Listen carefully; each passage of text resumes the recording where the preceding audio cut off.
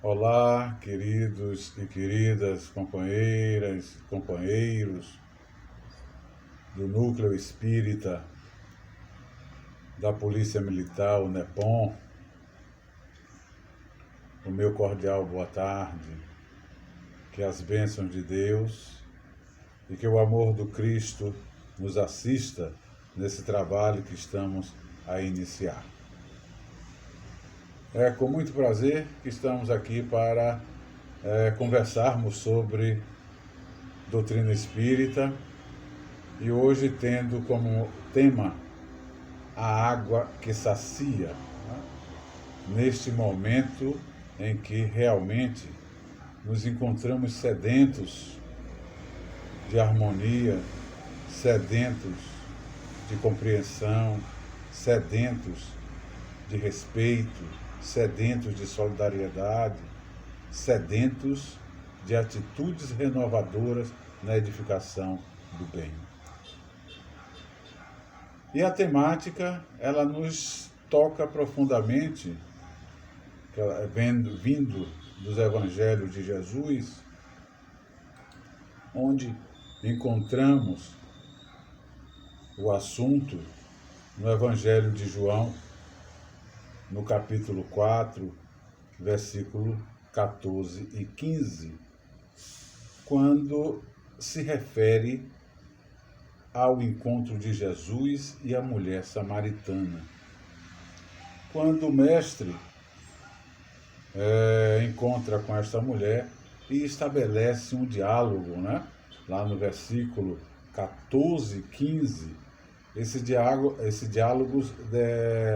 se desenvolve da seguinte forma: quando Jesus diz a ela que mais aquele que beber da água que eu lhe der, se fará nele uma fonte de água que salte para a vida eterna.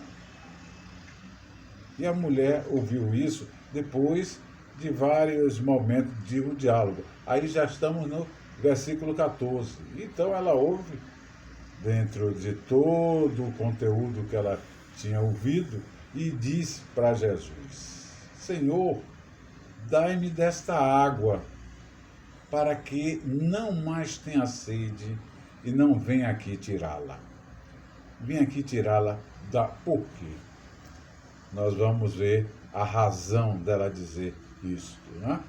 Então é importante que quando nós trazemos esta abordagem de Jesus a uma mulher samaritana que tem esse destaque de samaritana, como nós ouvimos falar do bom samaritano, o samaritano que socorreu. E muita gente não compreende por que esse destaque em relação a esse povo. E é bom que nós possamos estabelecer aqui uma análise rápida sobre o povo samaritano, para nós compreendermos o conteúdo do Evangelho de João, a importância, e exercermos a aplicabilidade em cada um de nós como um fator importante na realização real, porque tem realizações que ficam a desejar. E quando nós estamos dizendo assim, essa redundância, a realização real é aquela que nos traz as perspectivas de entendermos os seus mecanismos e galgarmos patamares mais sólidos, mais coesos e mais libertadores. Então, vamos conhecer o povo samaritano um pouco, para que nós possamos, então, nos situar dentro desse diálogo do Mestre. Ora, o povo samaritano era um povo rejeitado e até odiado pelos judeus. Era um povo que vivia em uma região montanhosa, né, que hoje é território da Cisjordânia e de Israel. E este povo, então, habitava esta região. E o que é incrível, eles eram odiados pelos judeus. Ambos, tanto judeus como samaritanos, tinham a mesma ancestralidade. Observem. Eram descendentes de Jacó, o terceiro patriarca da Bíblia, ou seja, Jacó é que dá origem ao povo samaritano e dá origem ao povo de Israel, ao povo judeu, né, que vai sair aí como o reino de Israel. Mas a animosidade predominante que existia entre eles decorria de fatores étnico e religioso.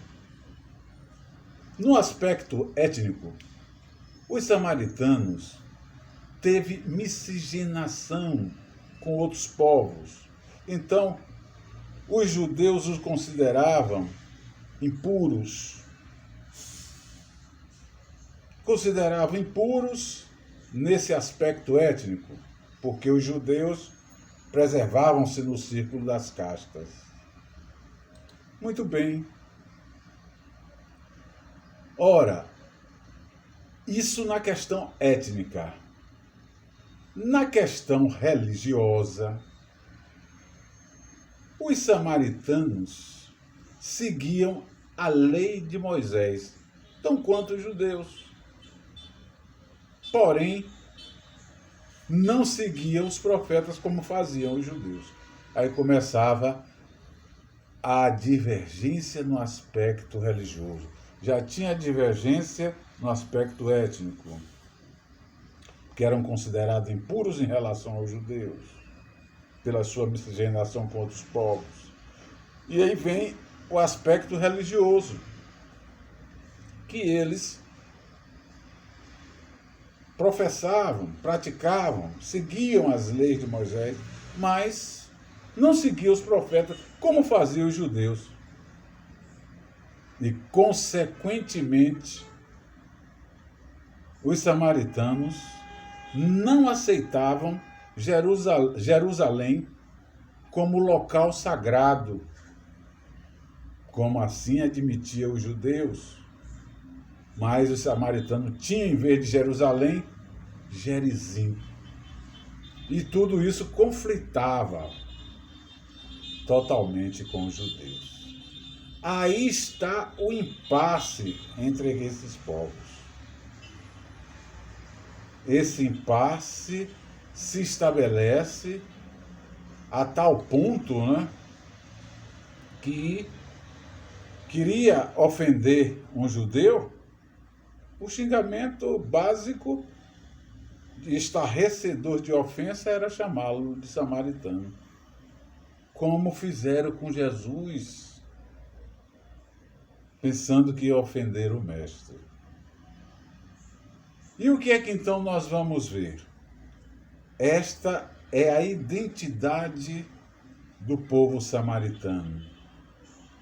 Esta é a razão de ser um povo execrado pelo povo judeu. Por essas divergências, nós vamos observar que a questão de etnia, de religião, de ideologia, persegue a criatura humana desde os primórdios. E que a criatura humana, com tanto avanço, ainda requer muito ajustes. Porque o que nós percebemos é que essas situações se apresentam com roupas novas. Porque falta exatamente o ponto intrínseco da reformulação de consciência. E qual é a razão do diálogo de Jesus com a mulher samaritana? Jesus estava na Judéia. E lá ele já tinha feito levantar opiniões dos Todo-Poderosos. Os fariseus estavam ali, olha, fervilhando em torno dele. E então Jesus resolve sair da Judéia e ir para a Galiléia. Todavia, lhe era obrigatório passar pela região da Samaria, região ocupada pelo povo samaritano. E Jesus, na sua longa caminhada da Judéia para a Galiléia, ao passar nas cercanias de uma cidade chamada Sicar, isso já era por volta da hora sexta correspondia ao meio-dia. Jesus, cansado, exausto já pela caminhada, pela longa caminhada, ele procurou descansar próximo a uma fonte. E enquanto os seus discípulos iam à cidade comprar alimentos para se alimentarem. E ali ficou Jesus, próximo àquela fonte, né? A fonte de Jacó, a fonte que tinha sido cavada, o poço que tinha sido cavado, exatamente pelo originário do povo samaritano e do povo judeu. E quando ele está aí à beira, próximo, ao lado da fonte, enquanto ele descansava ali junto à fonte, ele vai ter um diálogo com a mulher que chegou para pegar água na fonte, e quando ela se aproximou para pegar água, o poço era muito profundo, ele não tinha nada que pudesse retirar água. Ele, vendo que ela ia retirar água, então ele se dirige a ela e lhe diz o seguinte: dai-me de beber. E a mulher samaritana, sabendo dos entraves que existia entre judeus e samaritanos, conhecendo ela Jesus, não como Jesus, mas que era um homem samaritano, ou que era um homem judeu, a mulher lhe questiona da seguinte forma: como sendo tu, judeu, me pedes de beber a mim, que sou mulher samaritana? Isso tudo, pessoal, porque os judeus não se comunicavam com os samaritanos, imaginem vocês. Quanto mais um homem dirigir a palavra, conversação a uma mulher samaritana. E ali ela questiona o mestre dentro deste entendimento. Exatamente por quê? Porque ali estava Jesus contrariando o princípio da tradição judaica no que tangia ao preconceito e discriminação, no que tangia à intolerância e ao ódio que os judeus alimentavam para com aquele povo. E a mulher, surpreendida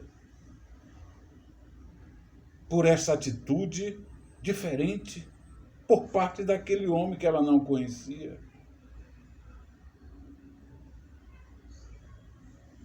Jesus, conhecedor da complexidade da mente,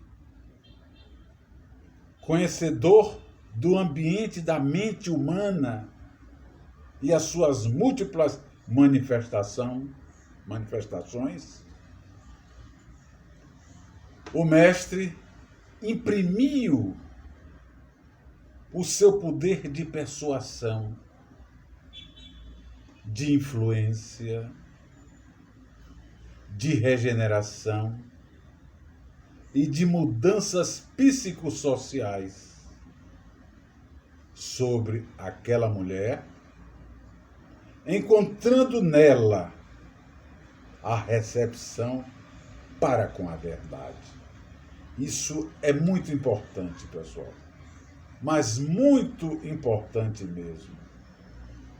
Que quando Jesus ouve aquela colocação da mulher, ele penetra no estado da alma dela, com a sua capacidade de espírito de escola, com a sua capacidade de filho de Deus, com a sua capacidade de exemplo de pacificação e de modelo e guia da humanidade.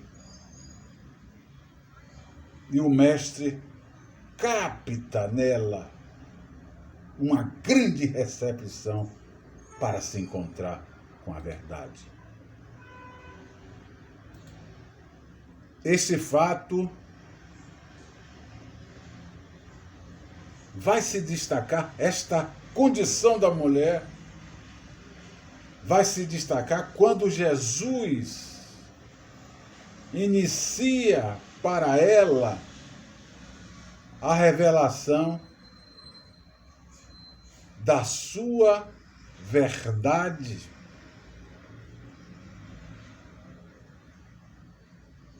Quando ele diz para aquela mulher: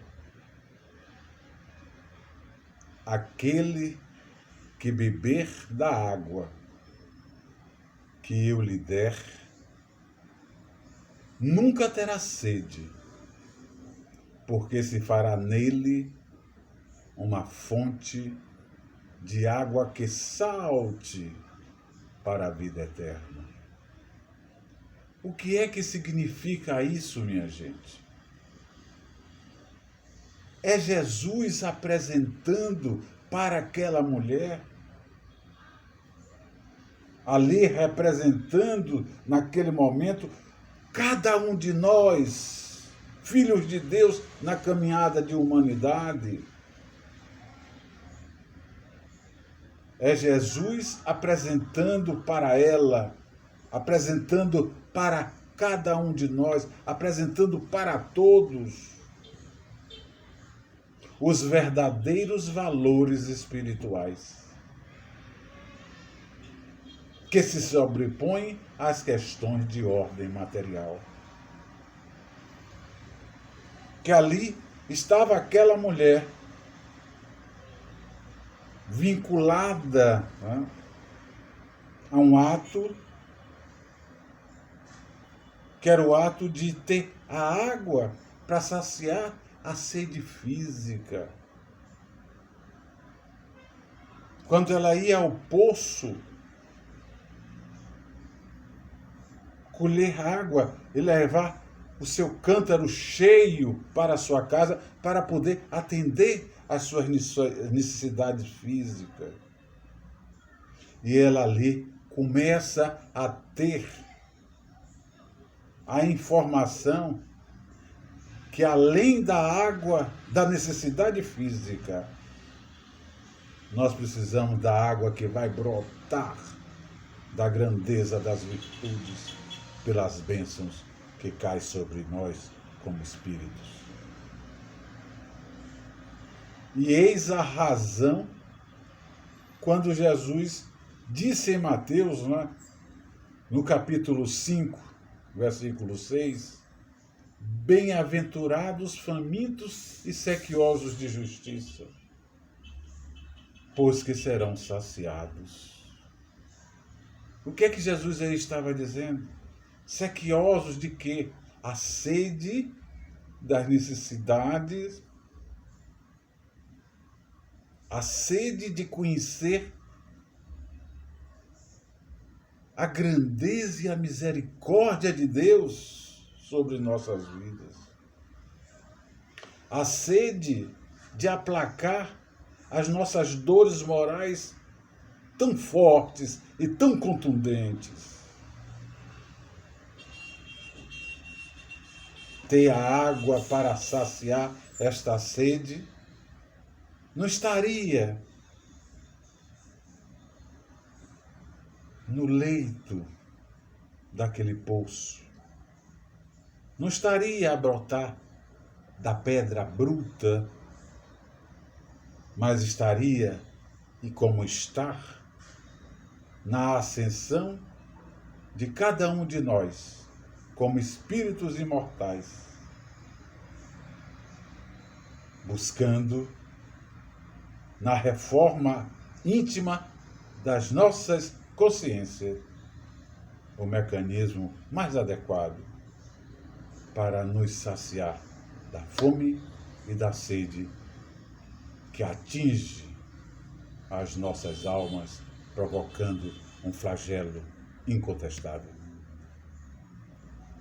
E o Cristo, então, nesse encontro, o encontro da verdade com a verdade, esse encontro da verdade com a verdade é exatamente o Cristo trazendo a verdade para aquela mulher e a mulher conhecendo a verdade verdadeira. E sendo verdadeira. Isso é que chama a atenção do Cristo.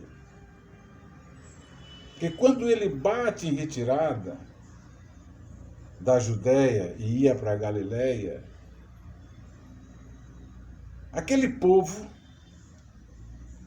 que tanto glorificava a Deus, que falavam das coisas de Moisés, que rendiam graças aos profetas, o censurava quando ele sentou à mesa com os seus discípulos e não lavou a mão.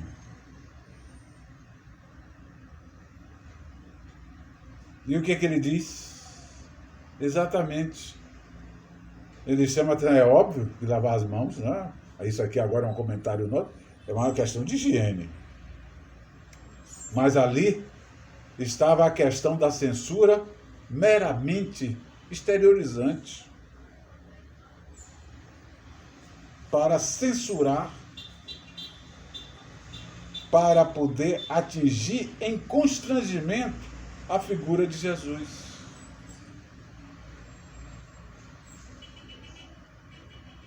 E o que mostra é que eles eram muito preocupados com as questões exteriorizantes e não viviam as coisas intrínsecas. Daí o que Jesus fala nos evangelhos, quando ele os chama de sepulcros caiados, limpos por fora. O que é o limpo por fora? Vivendo exteriorização, vivendo ritos, vivendo dogmas, proferindo nos lábios o nome de Deus somente, e não vivem Deus. Quando através das suas crenças disseminadas prolifera a guerra, a fome, mata em nome desse Deus que eles proferem, dos seus cultos.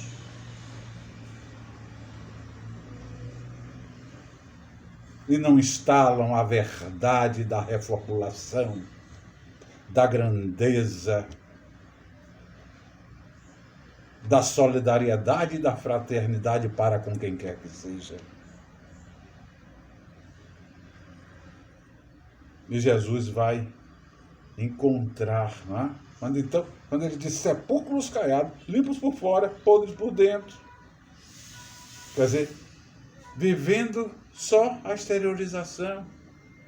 E quando eles censuraram Jesus, que os discípulos sentavam com Jesus à mesa e não lavavam as mãos, o que é que Jesus disse a eles? E que começa a incomodar, né? Incomodou muito. Diz o quê? Que eles se preocupavam tanto com o copo no exterior, como com o prato no exterior, ao passo que os corações estavam cheios de rapina.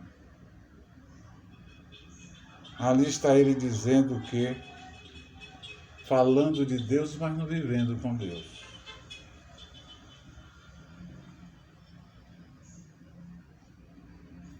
Falando em verdade, mas não praticando a verdade. E é o que nós estamos vendo nos nossos dias. Esta é a razão de tanto sofrimento na face da terra. São esses desencontros marcantes, esses desencontros morais tenebrosos. E Jesus vai encontrar, naquela oportunidade, ao lado da fonte, aquela mulher que não tinha essas oportunidades de práticas tão elaboradas, mas vivia aguardando a oportunidade para poder realmente se integrar à verdade em contexto. E foi o que aconteceu. E a mulher, de modo verdadeiro, suplica ao mestre da seguinte forma: Senhor, dá-me dessa água, para que não mais tenha sede e não venha aqui tirá-la. Estava ela ali, ouvindo falar de uma água que ela não precisaria mais ir ali àquela fonte. Ela ainda não estava entendendo.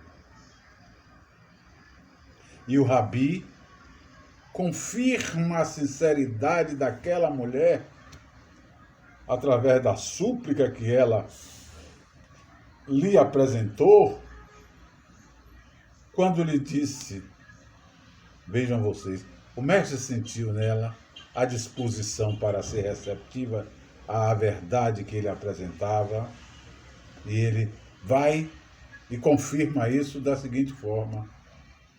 Diz para ela: tá, você está me suplicando por esta água. Tá, como que ele diz? Tá certo, eu vou lhe dar esta água. Tá bom, agora. Aí o que é que o mestre diz para ela? Vai, chama o teu marido e vem cá. O mestre sabia o que é que ele estava fazendo. É onde ele vai confirmar de que ela estava sendo verdadeira, que ela estava sendo autêntica, que ela estava sendo sincera. Diferente dos fariseus, diferente dos escribas, que viviam em falsidade, como nós encontramos o mundo desenvolvendo esses percalços. E a samaritana, ouvindo aquilo do mestre, vá, chame o teu marido e vem cá. O que é que ela faz? De modo muito sincero, responde: não tenho marido. E o mestre, com muito respeito e como profundo conhecedor dos enigmas que envolvem a alma humana, falou para ela: disseste bem, não tenho marido. E ela ficou ali, olha, em apreensão. E o mestre vai ampliar para ela, né? Quando ele diz, quando ele fala, ele vai ampliar a autoridade, a sua autoridade de filho de Deus diante dela. Ele vai mostrar a ela que ali estava a verdade personificada nas suas atitudes para com ela. E amplia a sua autoridade da seguinte forma, diante da samaritana, ao revelar os conflitos que ela vivia. Quando ele mandou que ela fosse chamar o marido e dissesse bem que ela não tinha marido. Ele sabia dos conflitos que ela vivia, dos conflitos que ela enfrentava na sua individualidade. Quando fez a seguinte afirmação: vejam vocês, ela disse que não tinha marido e ele confirma realmente que ela não tinha marido e acrescenta: porque tiveste 5 maridos e o que agora tem não é teu marido. Isso disseste com verdade. Pronto. A mulher se espanta. Como é que aquele homem penetra nas minhas particularidades, em que eu tenho cuidado para não me expor na condição de mulher, numa vulnerabilidade de uma sociedade tão grotesca para com as atitudes em relação à mulher? Como é que este homem tem este domínio sobre a minha situação? E a partir desse momento, a mulher diz: Senhor, olha que grandeza, vejo que és profeta. Percebeu então ela, naquele momento, naquele encontro, que ela estava na presença do Messias, o Cristo, Filho de Deus. E Jesus realmente diz para ela que ele era o Cristo, que ele era o Filho de Deus. E nisto que estão nesse diálogo, vem chegando os discípulos, não é? Que vê ele conversando com uma mulher samaritana. O que é que está ali ele dizendo para ela? E ninguém ousa a censurá-lo ou a perguntá-lo sobre a conversa. E a mulher sai tão renovada com a confirmação da verdade do Filho de Deus, que ela deixa o seu cântaro, a sua garrafa de colher água, lá ao lado do poço, e vai levar a notícia para os demais participantes da aldeia, que tinha encontrado o Cristo, o Messias, o Cristo, Filho de Deus. E aí é onde nós vamos ver, não é? Jesus saciando a sede das nossas almas com a água verdadeira. Não a água material, mas a água que brota, né? Aquela água que ele nos oferta através do Evangelho, quando nos trouxe esta água, água das virtudes, do amor, da caridade e da fraternidade, saciando a sede das nossas almas. Aí está a razão da água que sacia a todos nós. Esta água que precisa ser buscada veementemente com as nossas renovações constantes nas atitudes dignas, leais, altaneiras, para com o desenrolar magnífico da vida, e assim permitir a outros que conheçam esta fonte viva, que são os ensinos moralizadores de Jesus. Ensinos que se renovam quando o mestre enaltece a virtude da humildade como um fator de aproximação de cada um de nós para Deus. Humildade. O que está faltando do mundo? Nós estamos experimentando muitas dores, muitos distúrbios de ordem psicoemocional, pela falta da humildade. Quando estamos sendo arrebatados pela pecha do egoísmo, que é avassalador para disseminar a destruição.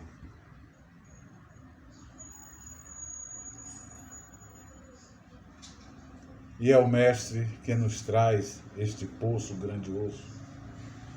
Ao nascer em nossos meios, dizia ele que trazia a boa nova do reino de Deus. A boa nova que é esta fonte de água viva para saciar a nossa sede. Chegava o Mestre pela expressão sublime, simples, humilde da manjedoura, nos trazendo exemplos. Marcado pela simbologia do Natal. Natal que em data estão aí, né? Natal, este ano, de uma procedência nunca vista. E o que ainda nos chama a atenção, as pessoas estão ainda na vulnerabilidade, na dispersão, no desencontro, com tanta coisa séria que nós poderíamos estar voltados, canalizando as nossas energias e promovendo o refazimento de cada um e dos demais. E simplesmente podendo atenuar certos danos que emanam pelos nossos desequilíbrios mentais, porque ainda não conseguimos saber o verdadeiro significado do Natal. Não esse Natal de um dia só, mas o Natal da renovação, da água que sacia a sede das nossas almas, todos os dias, com a prática de virtudes renovadoras, com a instalação da lei de amor, que consiste em desenvolvermos atitudes que correspondem não ao bem-estar isolado, mas o bem-estar coletivo. E nós assistimos tanta indiferença. Por isso que a sede das nossas almas se acentua cada vez mais.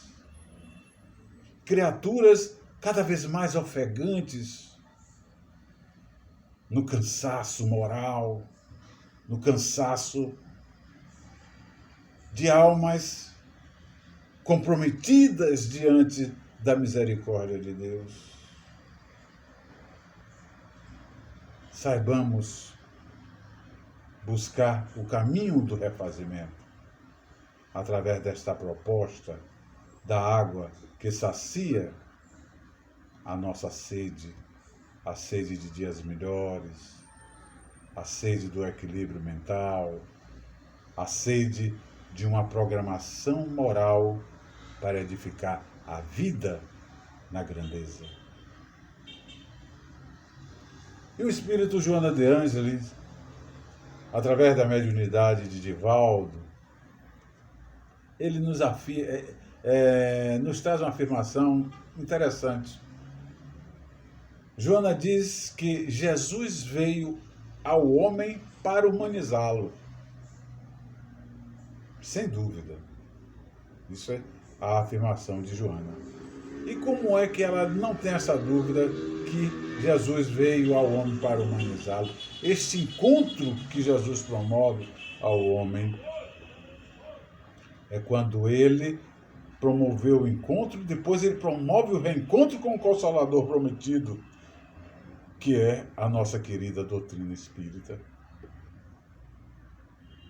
E que nos proporciona, né, conhecer de modo mais alargado a proposta do Mestre. Por isso que agora cabe a cada um, no momento presente, corrigir-se das pequenezas e precisamos receber Jesus, cristificando-se no ganho da realização plena e total. Esta é a recomendação de Joana para cada um de nós. E uma bela recomendação para que nós possamos implantar como o Natal de todos os dias em nossas vidas. Como o Natal que nos traz a água que sacia a nossa sede. Não a sede do físico, mas a sede da alma. E assim, pessoal,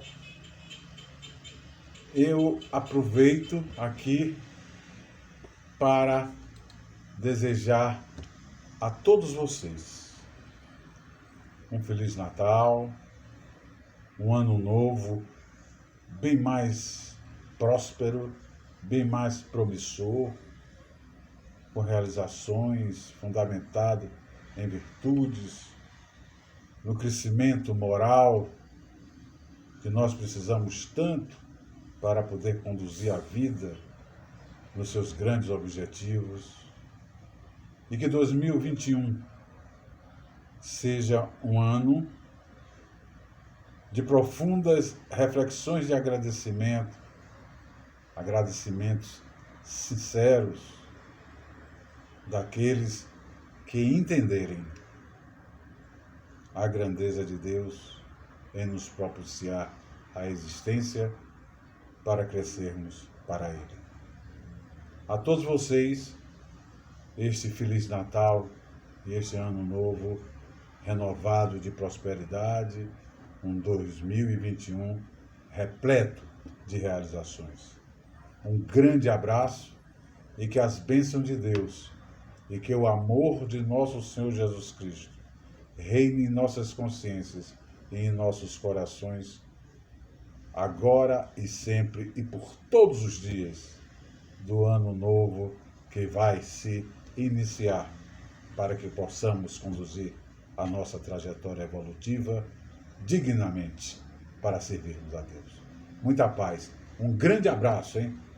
A todos, este abraço imenso que a rede social nos permite realizar. Sintam-se todos abraçados e acolhidos na misericórdia de Deus. Muita paz.